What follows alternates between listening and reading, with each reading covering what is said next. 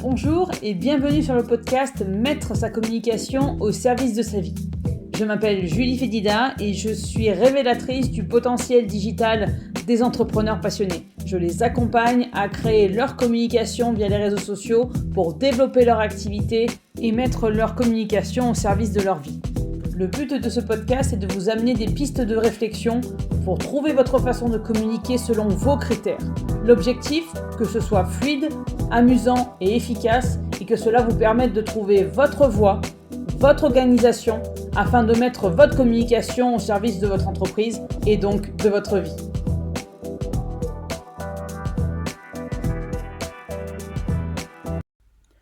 Nouveau podcast, épisode 21, heureuse d'être en vie. J'avoue que cet épisode de podcast n'était pas du tout prévu. Je ne suis en général pas dans la gratitude et j'en tire pas de leçon.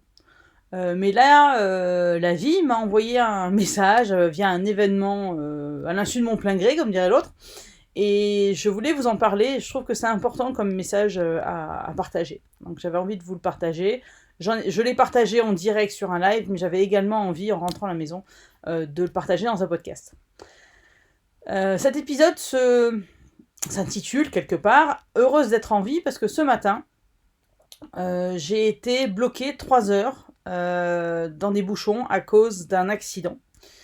Donc oui, cet accident m'a fait perdre 3 heures de ma journée, j'avais une formation importante, j'avais une formation à Nancy que j'ai dû annuler. Y a eu quelques soucis logistiques qui sont liés à ça, mais malgré tout, je suis hyper reconnaissante, hyper dans la gratitude, pour plusieurs raisons. La première, c'est parce que justement, je n'étais pas dans l'accident et qu'il vaut mieux être bloqué que d'être dans l'accident. Ça, c'est plus de la logique qu'une stratégie ou qu'un message. Mais au-delà de ça, j'aurais pu être dans cet accident-là. Je suis en gratitude parce que j'aurais pu y être. Pourquoi ?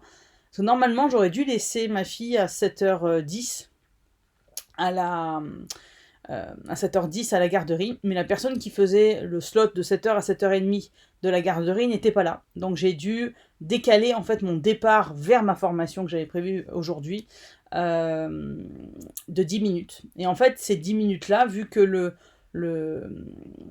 l'accident s'est posé à 7h15, s'est produit à 7h15, pardon, en fait, j'aurais pu éventuellement être dans cet accident si la chargée de garderie n'avait pas eu de retard ou n'était pas absente. Donc je suis hyper dans la gratitude. Je suis aussi impressionnée de voir à quel point ça ne tient qu'à un fil. C'est dans ce sens-là que je suis dans la gratitude, c'est que parce que ça tient qu'à un fil, et là j'en ai la preuve formelle, je suis reconnaissante du fait que je suis encore là. Je suis encore en vie. Et je vois, en tout cas sur le moment, je sais pas combien de temps ce sentiment va durer, mais avant d'être, entre guillemets, bouffé par le quotidien. Mais là, je vois à quel point les tracas du quotidien, en fait, ne sont rien, et j'insiste, ne sont rien, nos insomnies, nos soucis, le stress qu'on peut se faire pour nos soucis du quotidien ne sont rien, à côté du fait d'échapper à ce type d'événements et d'être en vie tout court.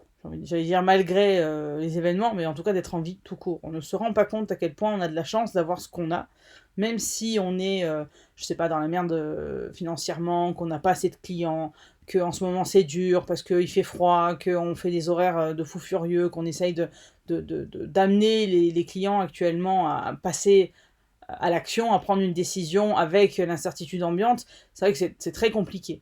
Mais tout ça, en fait, on le relativise. Enfin, en tout cas, je le relativise beaucoup. J'allais dire hyper grandement, c'est pas français ça. Beaucoup, je le relativise beaucoup parce que je réalise que, heureusement que cette nana est à la bourre, parce que sinon j'aurais été dans l'accident.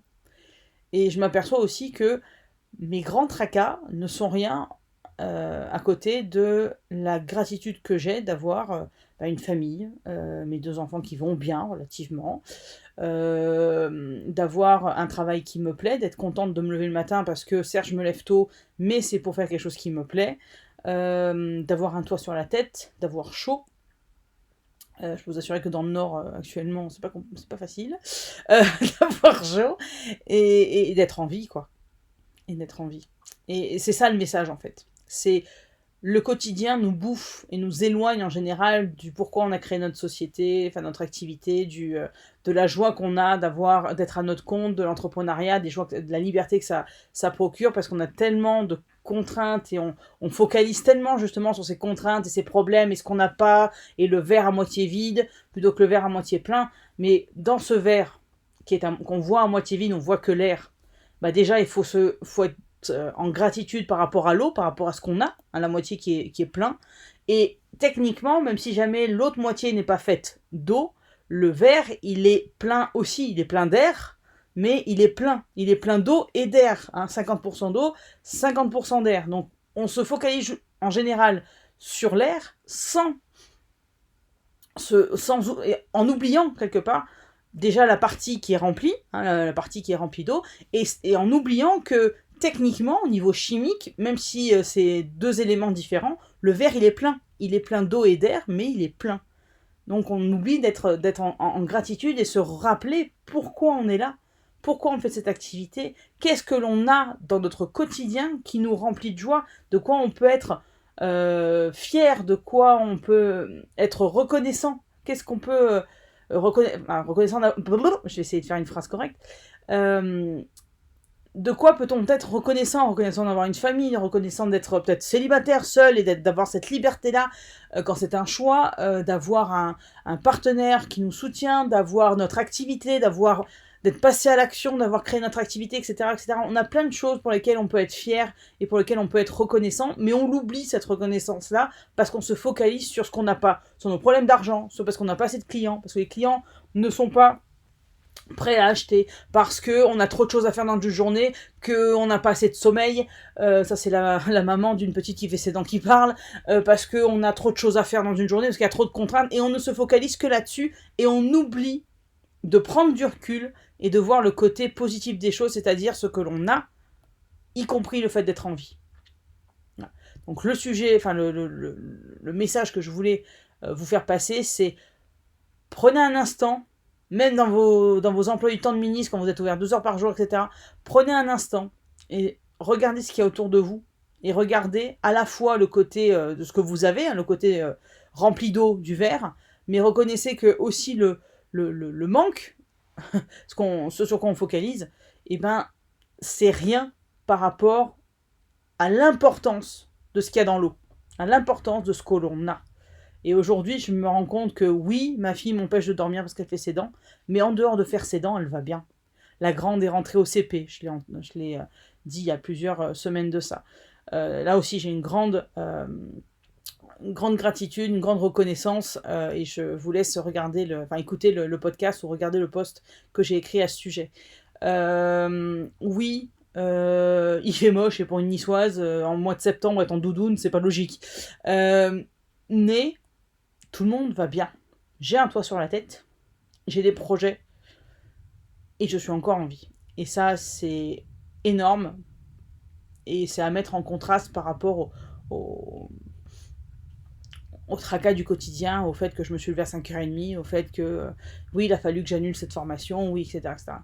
La question que j'ai à vous poser aujourd'hui, c'est de quoi pouvez-vous être fier et de quoi êtes-vous reconnaissant ?